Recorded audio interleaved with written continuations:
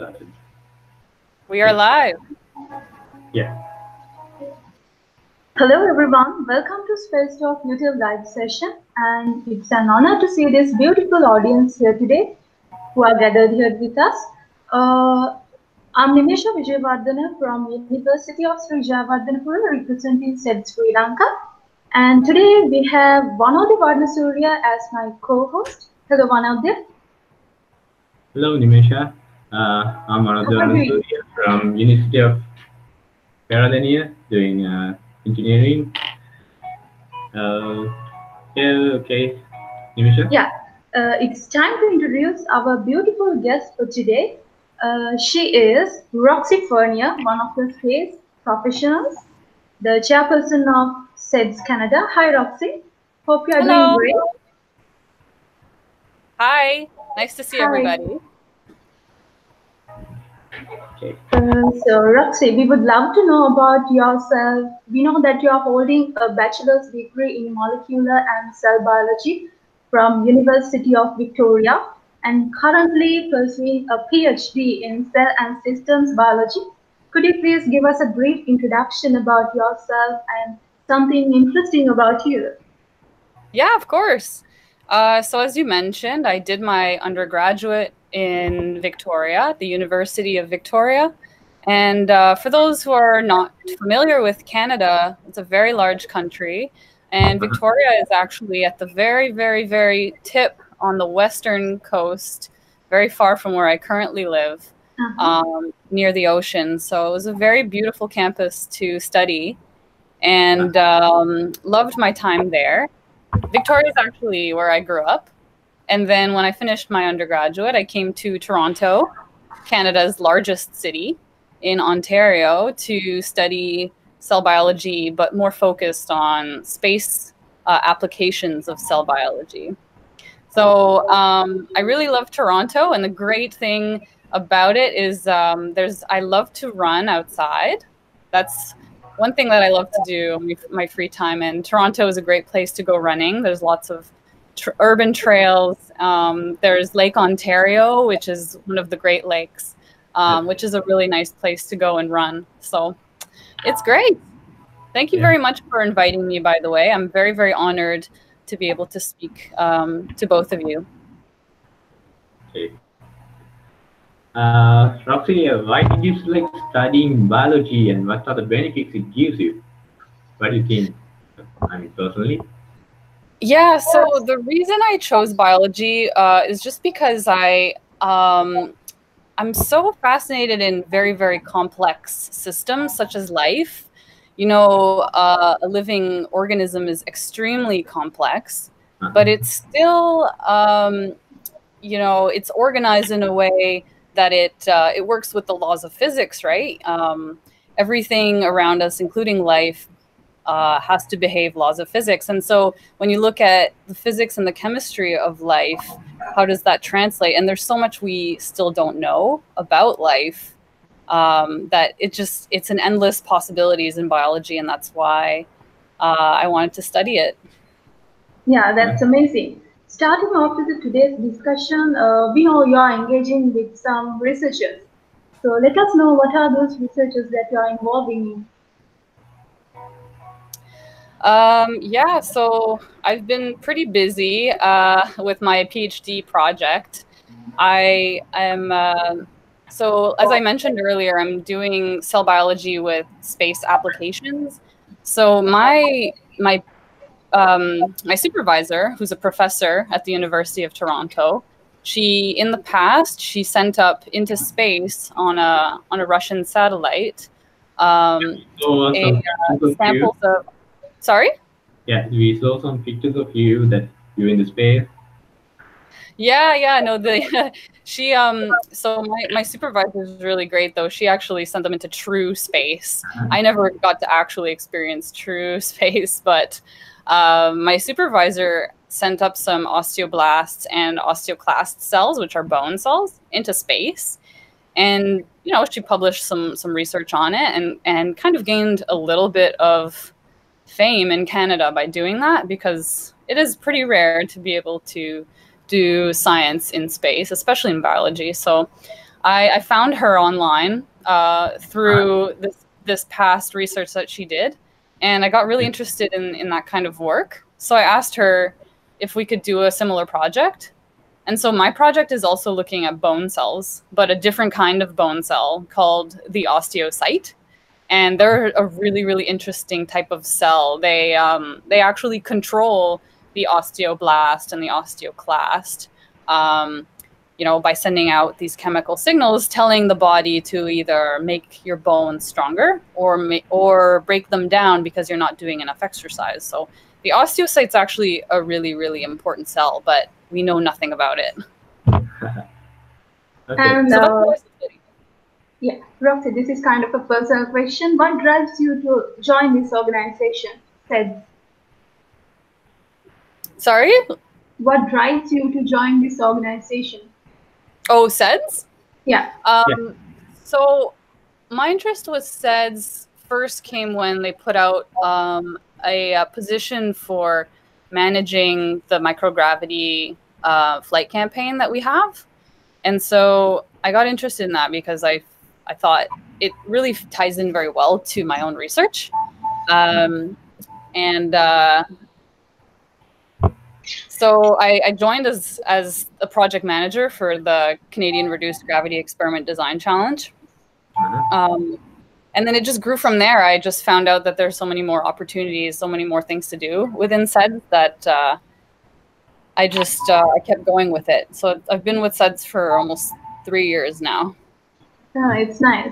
Roxy, we heard certain details about the development opportunities offered by SEDS Canada, such as Canada Reduces Gravity Experiment Design Challenge, Young Space Entrepreneurs Competition. What are these projects, and what is the purpose of doing such programs? Yeah, so well, I'll actually go over a little bit about some of these projects that we have. So if you can see my screen right now, I have a little bit of information on some of the major competitions that we do. So the main one being CanRGX. So the Canadian Reduced Gravity Experiment Design Challenge. It's a 5-year partnership with the Canadian Space Agency and the National Research Council of Canada. So these are both government organizations here in Canada that they give money to nonprofits, to researchers, universities, industry to do cool science in the space field. So we partnered with them, and that's how we were able to fund this really cool project where I don't know if you're familiar with the European Fly Your Thesis. It's very similar to that in the sense that students completely run their own experiments. They design an experiment, they build it, and then they actually get to fly it in this aircraft that the NRC owns, the National Research Council of Canada, the Falcon 20 aircraft, where students can go in and actually perform their experiments. So I have this cool little video to show too. This is the promo video that we have for CanRGX.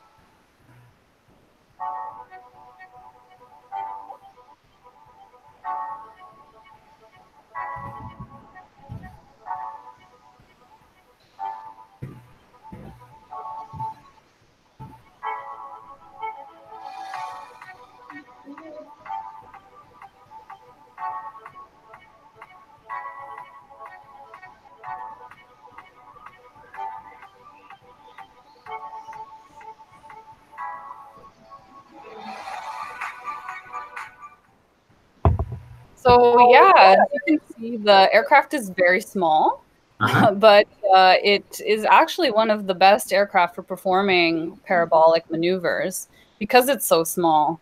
It produces really, really high quality microgravity. So two students from each team get to fly at the same time. So two students from two teams can fly on one flight. So we typically do 2 flights every year, which means we can accommodate up to 4 teams. So CanadaGX is kind of our flagship.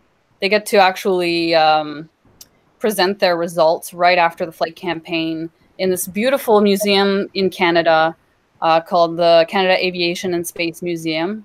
If you can see here in the background, that's actually one of Canada's most famous aircraft, the Avro Aero, just a model of it.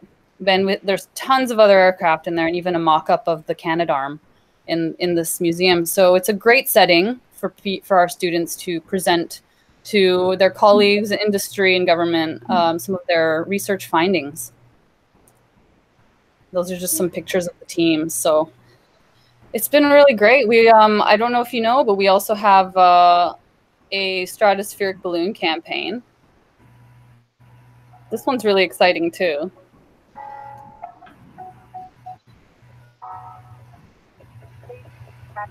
Balloon Experiment Design Challenge, or CanSBS, is Canada's first stratospheric research balloon competition for Canadian post-secondary students. Students design and test a small scientific experiment in areas such as fundamental physics, Earth observation imaging, and astronomy, among others.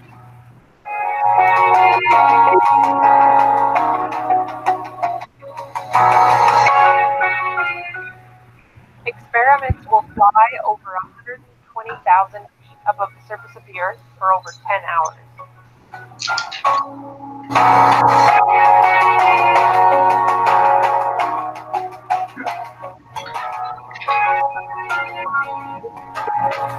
This is a unique opportunity for students to develop skills in STEM, to participate in a Canadian space mission, and to conduct important research in an environment unparalleled here on Earth. Applications are open to become a mission specialist today by visiting SEDS.ca. So this is actually a photo that was taken from the last campaign in 2018 in August. They one of the payloads that were on board had a camera on it, and when they reached about 33 kilometers up in the air, they were able to see this nice view of the stratosphere. It was very, very, very, very nice to be able to see that. So yeah, those are just a few of our projects. I mean, we've got tons more. I don't know how much time you have, but we run the Space Apps Challenge in Toronto, and next year we're going to be running it in hopefully multiple cities.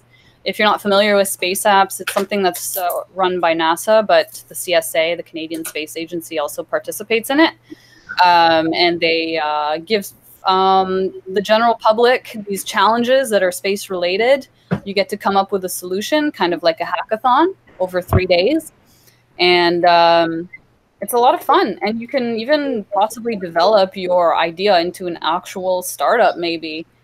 Which brings me to also our Young Space Entrepreneurs competition. This one is the second time that we're running this competition, and the competition's running right now.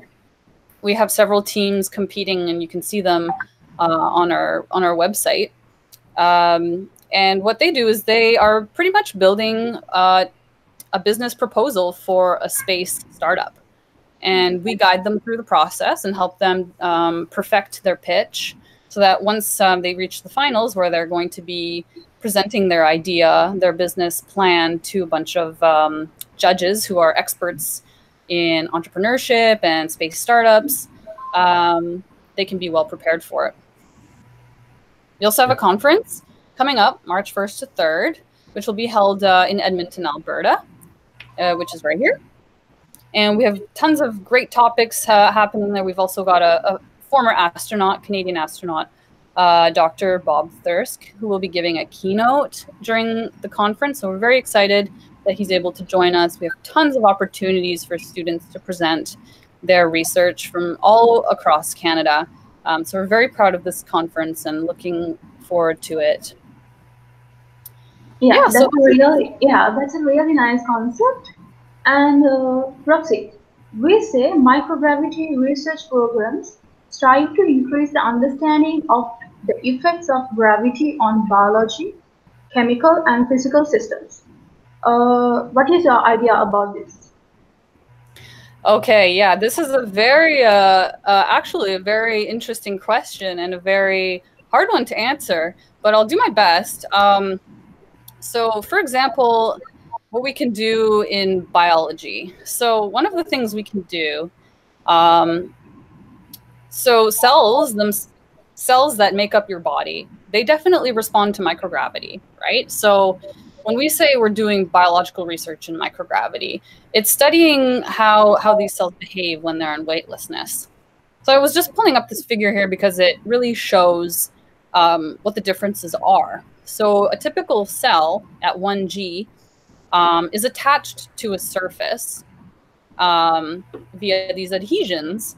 And even its nucleus, which is this circle in the inside here, and everything within the cell, so these tiny little particles, they all have different densities.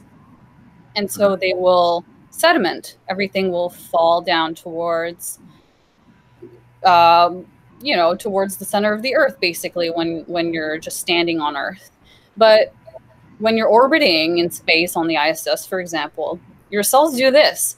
Everything that has a different density is just all of a sudden just floats, right? So even particles with heavier densities, they'll float in the middle here, and this is kind of what the cells will look like. So obviously, this has a huge impact on cells, which is, we really don't understand very well the mechanisms because it's so hard to study cells in microgravity and the opportunities are so limited.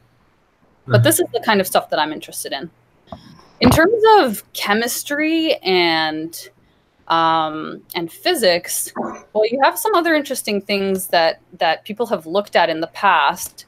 For example, coiling in space. So this is a really interesting thing that was actually that we actually studied as part of the CAN RGX 2017. One of our teams was interested in observing this liquid coiling, which you can see here exemplified with honey.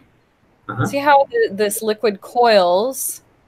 Now, this is a physical phenomenon that you see on Earth, but what happens in microgravity? Because the behavior of these viscous fluids changes.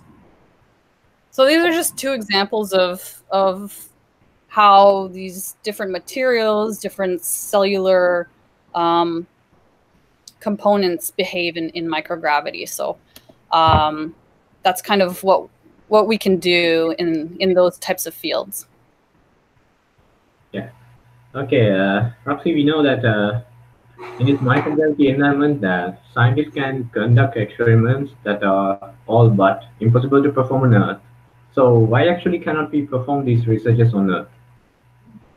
Yeah, so this is also a very good question, and a lot of people don't really understand what microgravity is. So even astronauts in the ISS, even though they're 400 kilometers up in the air, there's only a reduction of about 10% of the gravitational pull. So they're feeling about 0.89 Gs up there. But why are they floating then? So it's because they're orbiting the Earth, right? So you can't really mimic that on Earth. You can't be changing your velocity constantly so that you're weightless when you're on the ground here. So we do our best with some simulations, but nothing on Earth can really compare to what astronauts experience on the ISS or what satellites experience when they're orbiting. Yeah. Roxy, now I have a kind of a different question. This is related to microgravity biotechnology. Are biotechnology researchers helping to ensure the scientific advances in this field and to produce technical innovations for healthcare or not? Yeah, this one is related to what we do in my lab. And again, if I can share my screen, I love these questions because this really interests me so much, right? So, for example, let's take bone, for example. So this is a paper that was published from our lab about 10 years ago. And they're looking at... I'm sorry, I'm distracting you. What is this part, this image? Yeah. Yeah, so I'm going to explain. So right here we have a calcium phosphate surface. Calcium phosphate. That was calcium phosphate. So you know your bones are composed of calcium phosphate, right? And you have a cell in your bones that actually can degrade this material. It actually secretes acid and will degrade it. So what we're seeing here, this light area, is where these cells have actually broken down the calcium phosphate. So what we see here is ground versus flight. So ground being those that were not exposed to space flight, those that were exposed to space flight. They saw increased amount of degradation of this calcium phosphate in flight, which means that these cells were more active. They were actually degrading this bone-like material more. So these types of things that we learn in microgravity, by doing this type of microgravity research, we're then able, if we look at things on a molecular scale, like we're looking at osteoclasts, like the cell that I mentioned that secretes acid and degrades bone, by really observing very closely how that happens, we can hopefully find therapeutics to prevent them from degrading that bone. There are a lot of current biotechnologies that actually have been developed for this purpose, but in terms of using them for astronauts, that's still a question that needs to be answered if it's actually going to help or hinder. So far, it doesn't seem like these therapeutics are actually working, so we need to find other ways to try and reduce this amount of bone degradation that's happening in astronauts, because then they end up with very weak bones, and when they come back to Earth, they're very weak. And so we want to prevent that. So that's just one example.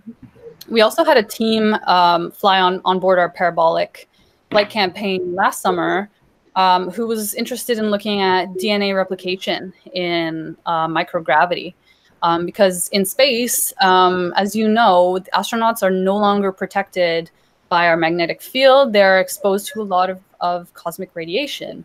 And this actually affects our DNA. It can actually mutate our DNA. And so do astronauts experience more mutations in microgravity? Or what happens to these DNA molecules when they're in microgravity? Is their ability to repair the DNA affected by microgravity?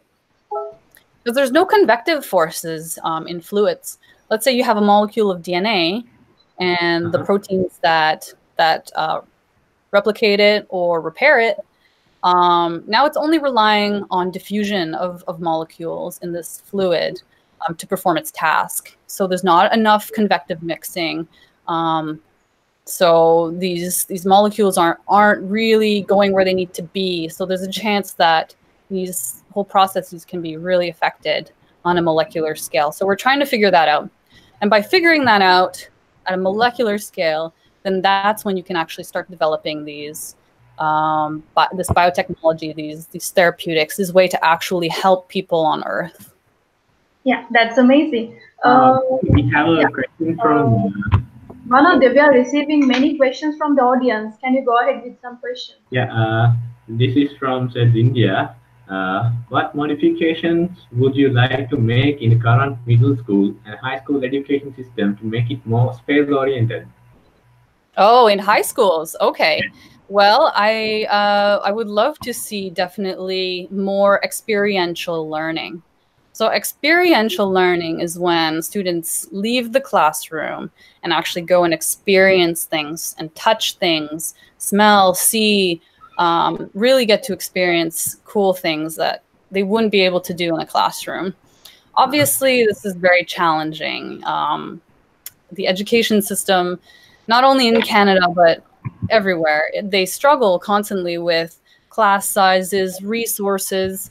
Even though Canada, we do have a lot of good quality education, it's still very, very difficult to fund these very cool experiential learning types of activities. And what I mean by that is taking students to STEM activities, taking them to meet scientists in their labs, taking them to museums and actually being able to touch things that might be space related. For example, I mentioned earlier the Canada Aviation and Space Museum. Yeah. It's a really great resource, but really getting their hands dirty.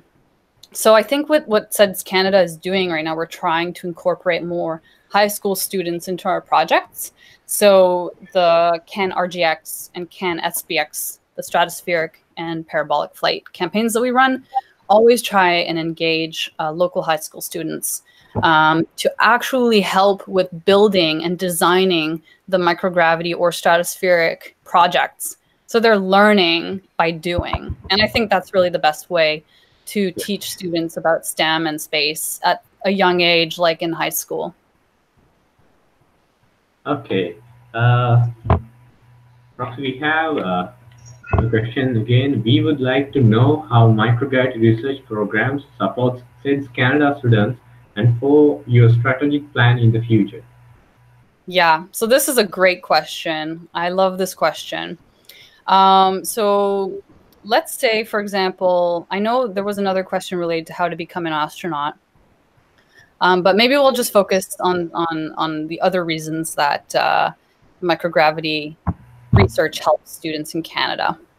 So one example, so let me just see here, all of the fantastic things that we have.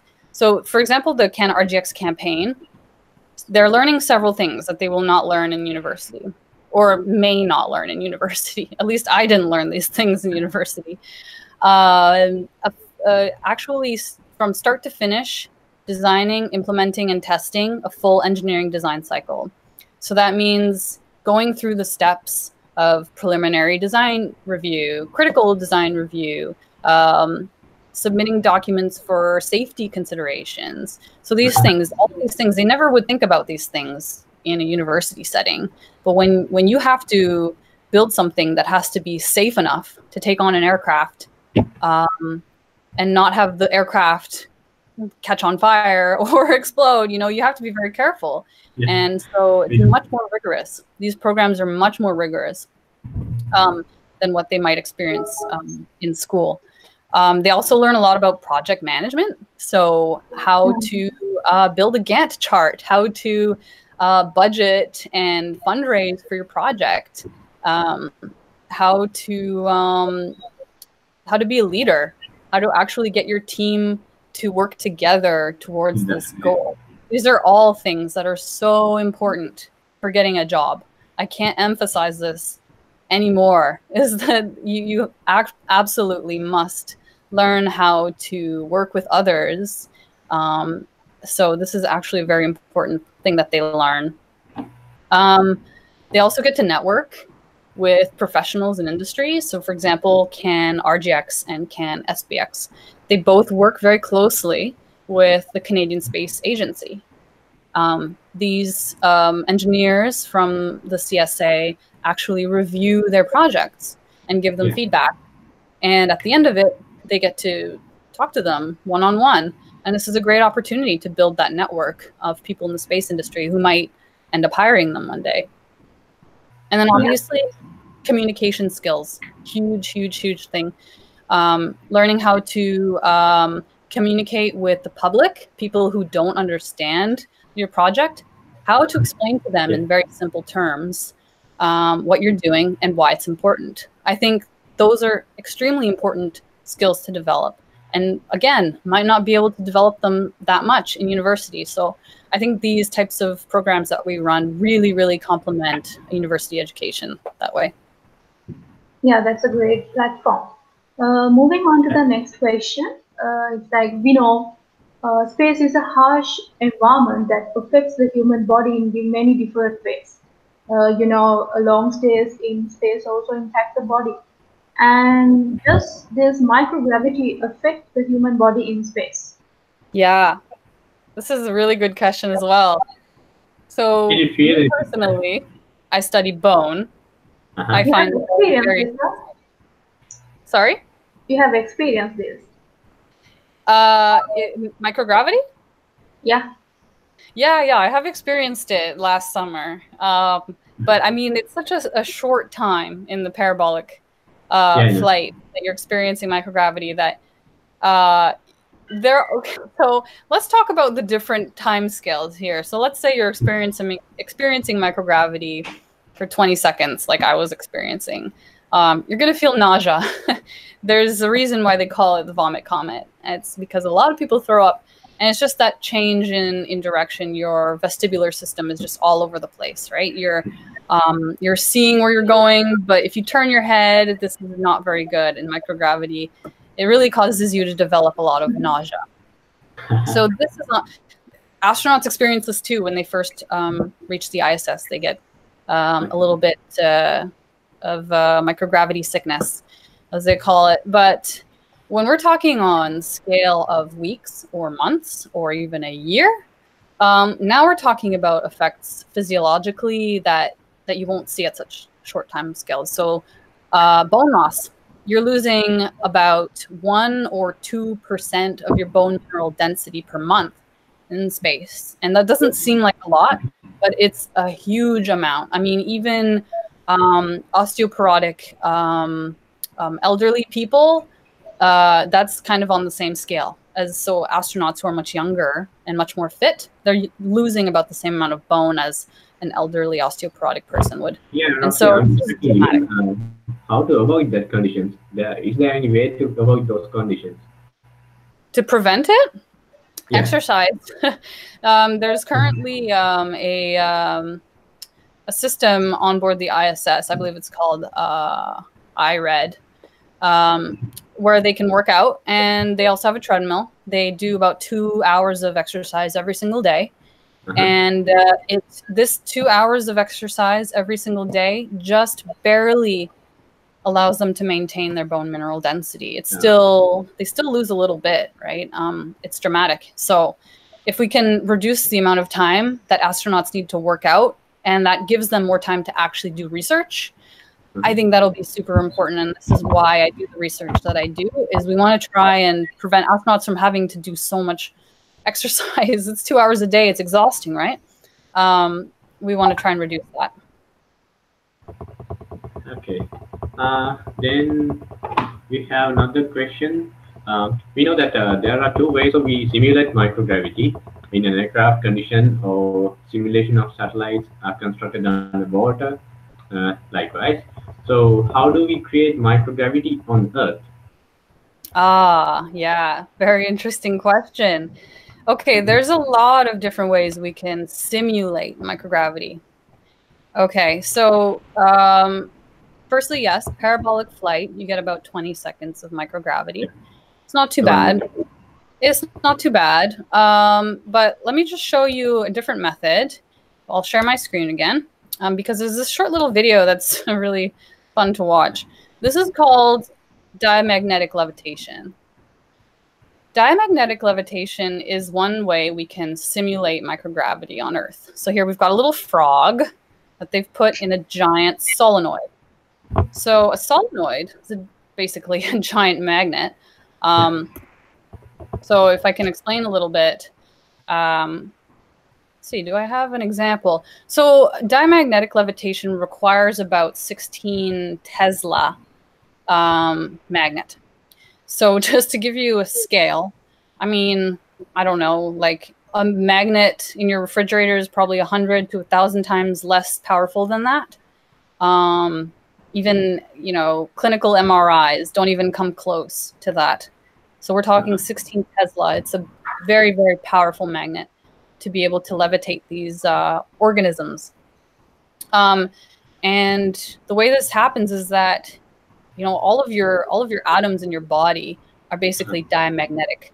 So this, because there's water in your body too, right? So everything in your body can be basically diamagnetically levitated. So they do a lot of this research in the Netherlands and also in China. But again, this is not true microgravity. They still are sensing, obviously, 1G. Other ways of doing clino-rotation. So this is what I do in my lab. So I don't know if you remember that picture of a cell that was weightless and a cell that was at 1G, and how everything settles at 1G, but everything floats up in microgravity. So we exploit this with cells. So you can only do clino-rotation with very, small cells, or plants are usually very good at studying in clino-rotation. Essentially what you're doing is you're zeroing your gravitational vector by rotating something on a two-dimensional axis over time. So it's over time, your gravitational vector will average out to about 0. Time averaged gravity. On the apparatus that we saw on the interstellar film. Sorry? That mechanism that used in the interstellar film, you mean that rotating one? Yeah, the plant one, the clino-rotation. That's what I use. Yeah. Okay, we have received another question from SEDS India. This is from Jay Canada.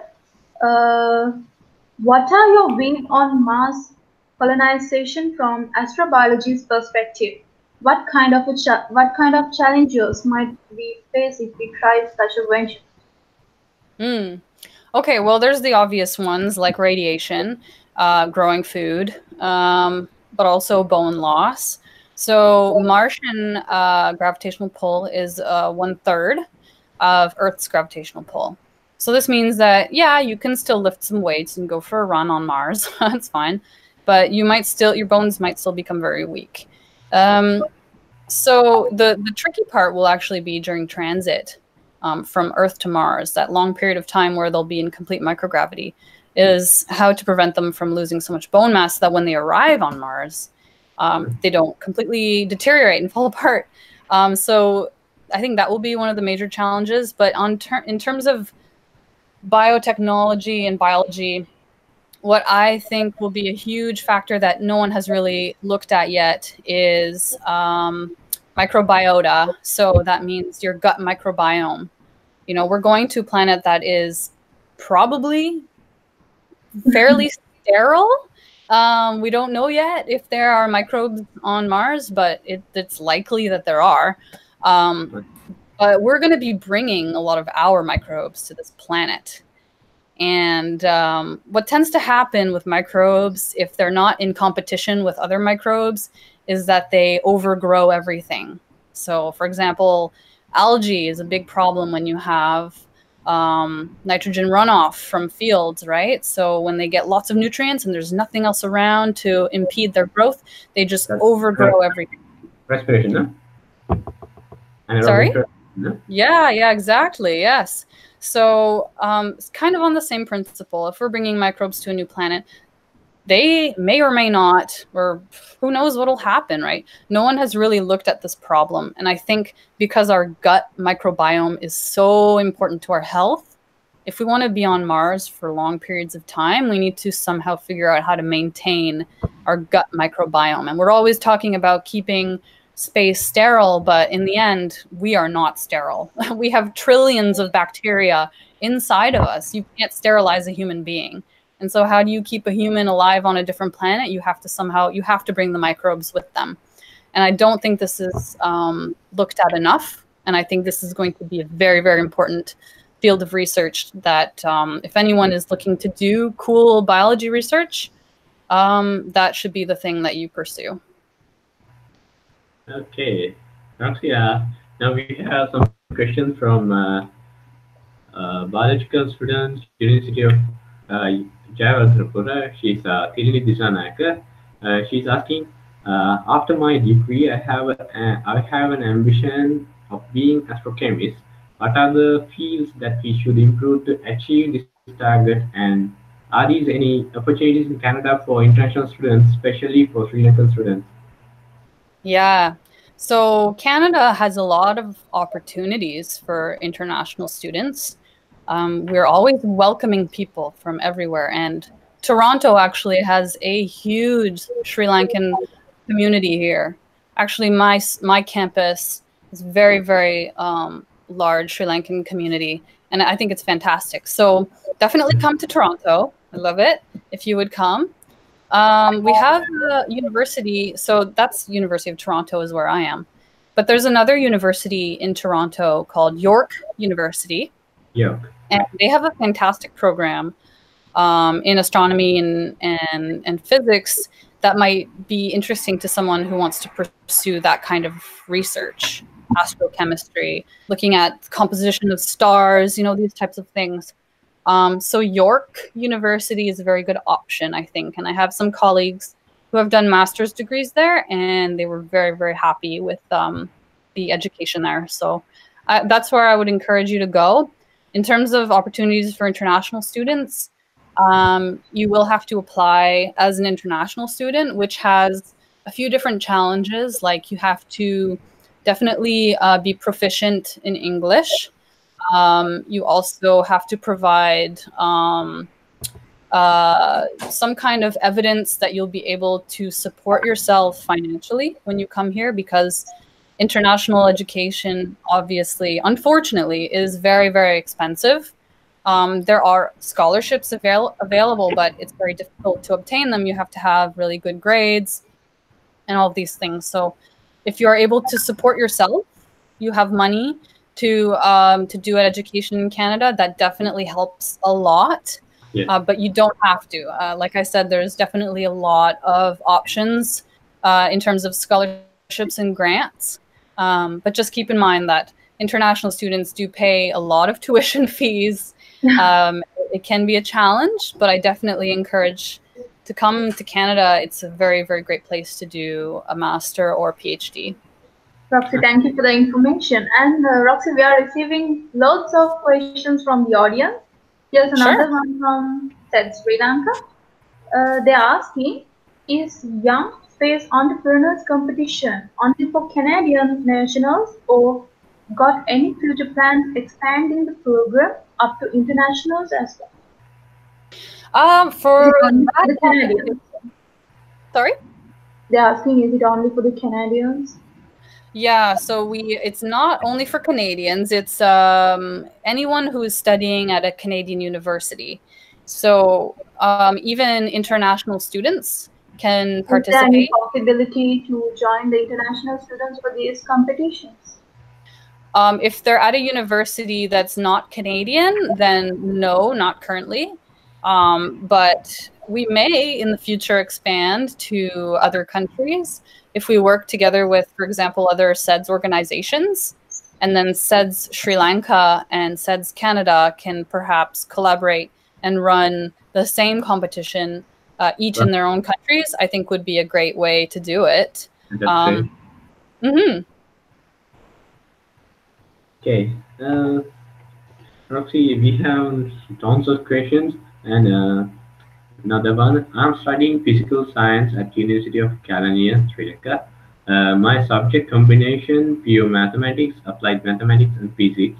What are the possibilities for me in the space industry unless I will select for physics special degree? Yeah, okay. Physics and math. Oh, right. This one is challenging because there's so many things you can do, actually, with this type of education.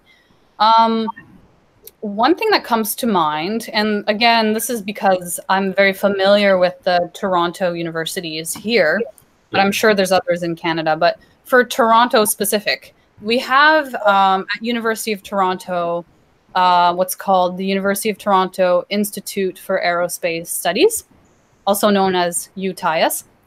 And they do so much cool research that requires mathematics and physics. Really a lot of really interesting stuff. So for example, aerodynamics, fluid dynamics, propulsion. So I know fluid dynamics, there's a lot of math involved in fluid dynamics. You could do a lot. You could do aerospace computational engineering in this facility. You know, you can study combustion and propulsion. Like I said, fluid dynamics. You can do robotics. which requires a lot of knowledge of math and physics again. So they do aerial robotics, they do rovers, aviation, all sorts of things like that are just one example of the types of research you can do with math and physics expertise. Yeah, that's cool. Roxy, could you please explain us what the parabolic path is and what types of aircrafts are being used by Canadian Space Agency? Oh yeah, the aircraft. So in Canada, we have the Falcon 20, which is a Dassault aircraft. And yeah, so I know that other companies like Zero G use the Airbus A300 or the big one. Ours is very small. But as I mentioned before, the Dassault Falcon 20, because it is so small, can produce some of the highest quality microgravity that you can get on Earth. So 0.02 Gs is very common with a very experienced pilot flying this type of aircraft. They can achieve those types of very low Gs very easily. With the big aircraft, it's much harder to reach those types of that quality of microgravity. So obviously, it all depends on the pilot, but you could possibly trained or something. Are they trained, those pilots?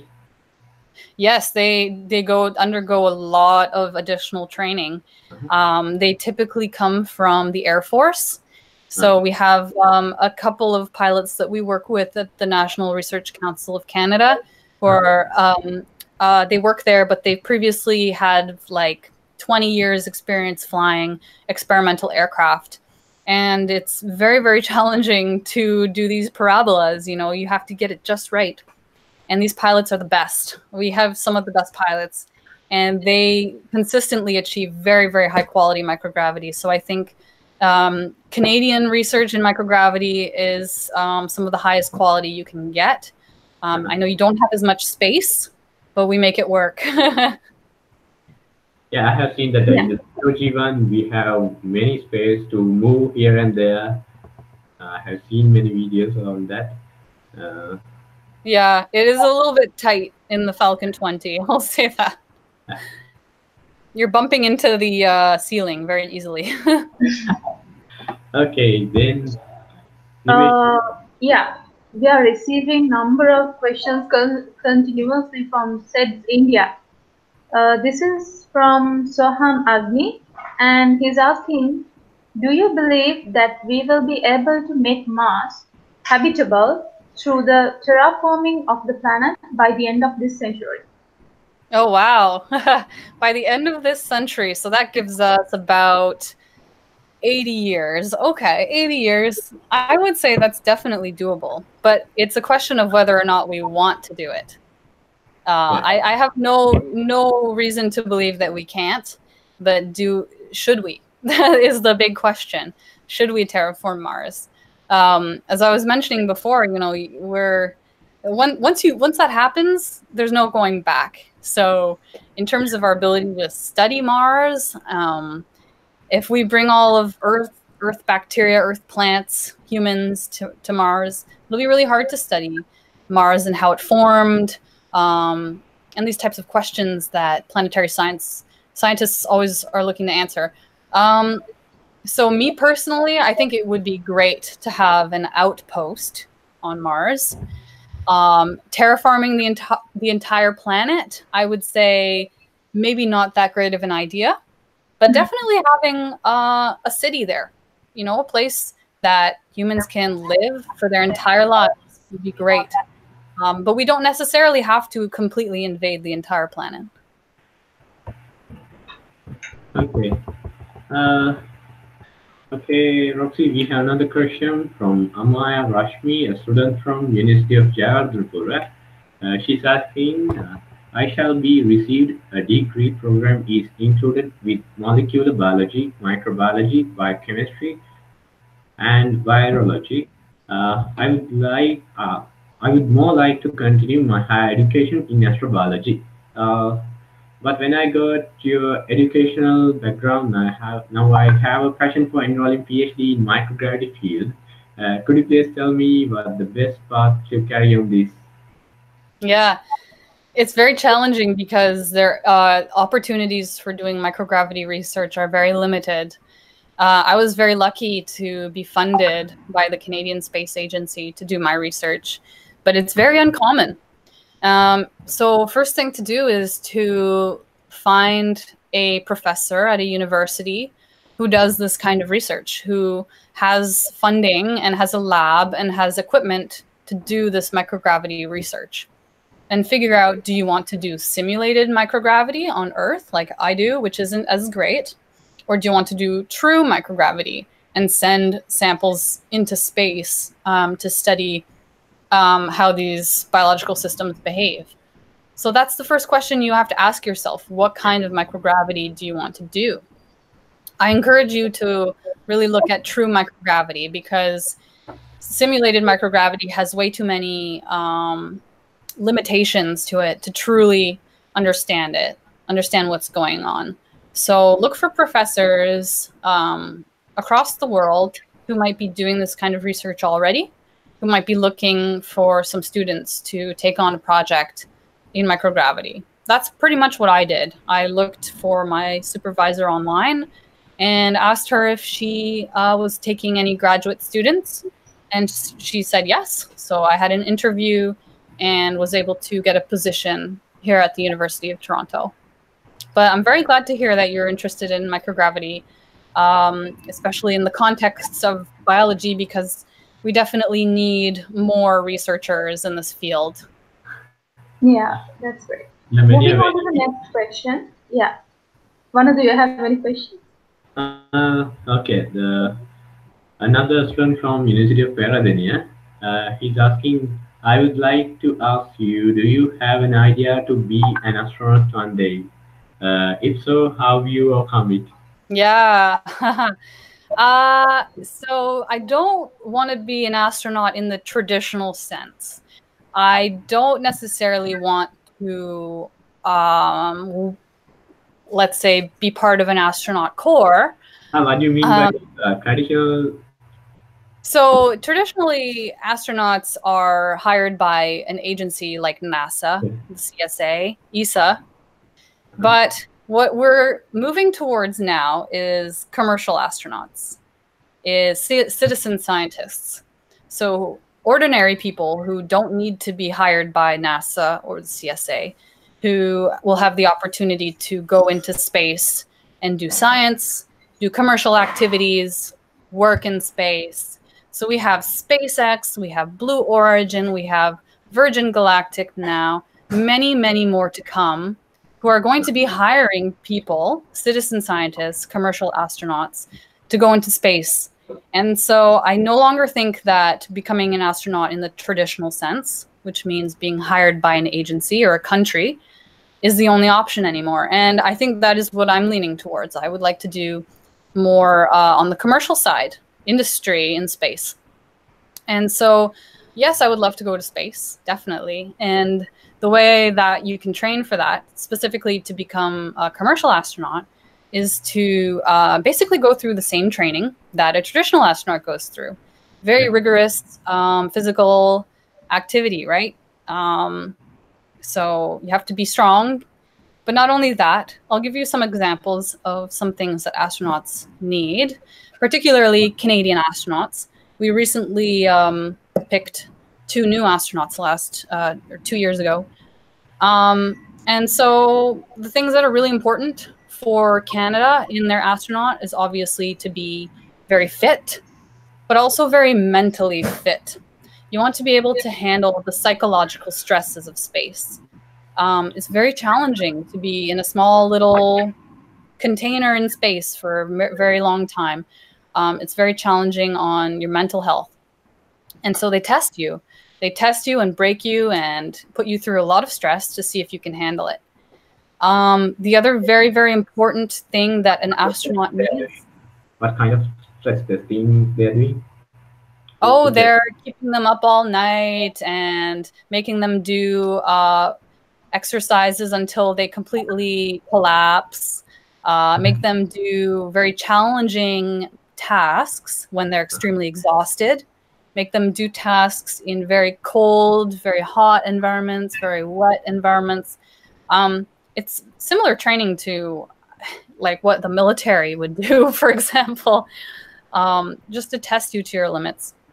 So How mental long they do training programs? Oh, years. It takes years. So if you mean how to be selected as an astronaut, that type of training can take about a year, I believe. This is for Canada. I don't know for any other country, but for Canada. For once you're selected, then you can train for years, many, many years. Go to Star City in Russia, train there, go to Houston, in Texas and train there, come to Canada, train in the Arctic, go to Scandinavia and train up there. They train all over the world in different environments for many, many years before they actually go to space. Yeah, that's good. Moving on to the next question. This is from Harshna Bandar. Actually, these people are in a thirst of gaining the knowledge from you. Yeah, great. The question is, my subject is geology, which is earth science. After my degree, I would more likely to continue my higher education in planetary science. What are the opportunities in Canada for planetary science or USA for planetary sciences? And what are the universities in Canada to do my master's in planetary science? Okay. On planetary science. So geology and planetary science. Okay. Two places come to mind. One is Western University. Western University has a, let me just see what exactly their name is. The Center for Planetary Science and Exploration, CPSX. This is one of the highest quality planetary science education you can get in Canada. I can't really speak to the US, I'm not too sure. But if you're coming to Canada, Western University and working with CPSX is a fantastic option. They have a lot of opportunities for their students. I've heard so many exciting things from their students.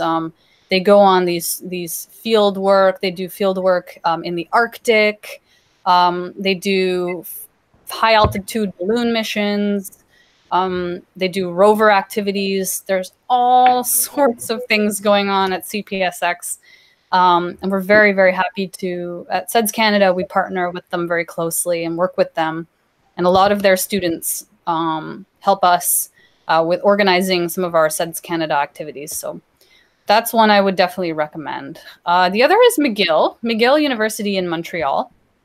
They have a really, really great Earth and Planetary Science department. One of our directors actually is doing a PhD at McGill, and she works on the Mars rovers. So if you have an interest in Mars, that might be one thing to consider. So McGill or Western University would be my top choices. Yeah, Harshan Bandar, we hope you satisfied with the answer. Another goal. And Roxy, there's another question. Is there any plans for CSA, the Canadian Space Agency, to partner with SpaceX? SpaceX. Oh. Yeah. I have no idea. So that would be an interesting question to ask them. So, I mean, we do actually send Canadian projects on their rockets. So as far as that goes, we would actually use their services for Canadian research. As for an official partnership between the two organizations, I'm not sure. They might be working on something, but as far as I know, it might be secret. But I haven't heard anything about working with SpaceX. In fact, we in Canada are trying to develop our own launch capabilities so that we don't have to rely on SpaceX. So, maybe one day we'll be able to achieve that. We'll see. Yeah. And Dimisha? Yeah, we have another question from Amanta. He we want to know what are the opportunities that the IT students have in space industry. Are there any opportunities for IT students in space industry? So IT student being like computer science and engineering, kind of?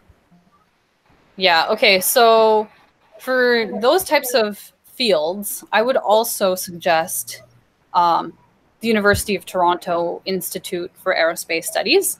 If you have an interest in space sciences and space technology, but you have experience in IT, then that is a fantastic one. There's also another place called the British Columbia Institute of Technology, BCIT. They do a lot of interesting work too. We actually have one of our teams on one of our competitions is from BCIT. So I would look into that, or the University of Toronto Aerospace. UTIS would be a great one to look at. Yeah, Roxy, how people can involve with SEDS and open new chapters? Are there any resources such as websites, social media that provided details? Because there are many students from different countries who don't have SEDS chapters in their own countries. Yes. So in terms of resources for you to start your own chapter in a country, so the way that SEDS Canada is run is to start a chapter, you have to be in Canada, but there's nothing stopping you from starting your own SEDS organization in your country. So we have a website called SEDS Earth, and this is a really great resource if you want to start a SEDS organization. I don't know if this is the website. No, that's the wrong one. So SEDS Earth, once I find it, but here we go. I work with SEDS Earth a little bit. We're basically just trying to help new nations start up their SEDS organizations. So we provide some resources like how to write any legal documentation that you would need to become, for example, a nonprofit. So SEDS Canada is a nonprofit organization. Most of them are. So SEDS UK, SEDS USA. So how to become a nonprofit organization, that's one way we can help you. We can help you form partnerships. You know, we can help you design some activities that you could do to encourage students in your area to become a part of it. And then you just grow your chapters from there, slowly but surely, from word of mouth. People will get interested if you just keep doing cool activities and promote them on social media. So definitely take a look at SEDS Earth and reach out to us. We'd be more than happy. We also have a chat with all the different SEDS organizations across the world. And we occasionally we will have meetings together. We haven't had any in 2019 yet, but hopefully we'll be able to have more SEDS Earth meetings to help these new nations start their organizations. Okay. Okay, then finally, Roxy, we get to know that you like Sri Lanka and like to visit here. Tell us about that. Yeah, I would absolutely love to go to Sri Lanka. I mean, like I said, in Toronto, we have a little bit of a taste of Sri Lanka. There's lots of Sri Lankan people, Sri Lankan restaurants, and I really, really love the food. And so if ever I come to Sri Lanka, I would love to try all your favorite foods and get to escape the very, very cold winter, because I'm sure you don't get snow as much as we do here. And currently we had a snowstorm. And so I would love to escape to a warmer place like Sri Lanka. Okay, Nimisha? Yeah, you know, Amila, the chairperson of of SEDS Sri Lanka. How we appreciate his work, like him and his staff. Sorry? Amila? Yeah, we'd like to remember he's the one who did the coordination between you and us. Oh, yes. Yeah, absolutely. I definitely would love to develop more competitions with SEDS Sri Lanka. I think we can do a lot of very interesting things. Yeah. So if you want to join SEDS Earth, and then we can have regular meetings, I think that will be a good start. I'm already in touch with Amila, so that's also a good way to start. And send me your ideas. I want to hear your ideas about what kind of activities that you would like to do as a collaborative program between SEDS Canada and SEDS Sri Lanka. Yeah, Okay. Roxy. Yeah, it's time to wrap up this session for today. And Roxy, thank you very much for joining with us. We are forever grateful for the time and effort you took to share your thoughts, knowledge, and experiences. Since this SEDS concept is new to Sri Lanka, I'm pretty sure that this effort would be memorable and be a great turning point in SEDS Sri Lankan history. And yeah. Thank you very much for the contribution, Roxy. And we could talk hours and hours, but the time is limited. Yeah. Yeah. Definitely. Yeah, I just barely scratched the surface. If there were any questions that we didn't have time to address, I would be happy to answer them, by email or anything like that. People can reach me at president@seds.ca. If they have any questions related to what we talked about. But I also wanted to express my very, very deep thank you for inviting me. And you have both been very, very fantastic hosts. Okay. And thank you so much for all of those really great questions. I think those questions are really, really awesome. Very thoughtful, insightful questions from these students. So I think you have a very, very good community of students there in Sri Lanka. Yeah, we said Sri Lanka. Yeah, we said Sri Lanka is blessed with a talented membership. And these days we are doing some projects related to Sri Lanka, and we hope you join with us. Okay. Absolutely. Thank you very much. Okay. Thank you for the contribution. Thank you. Thank you, Roxy. Bye. Bye. Bye.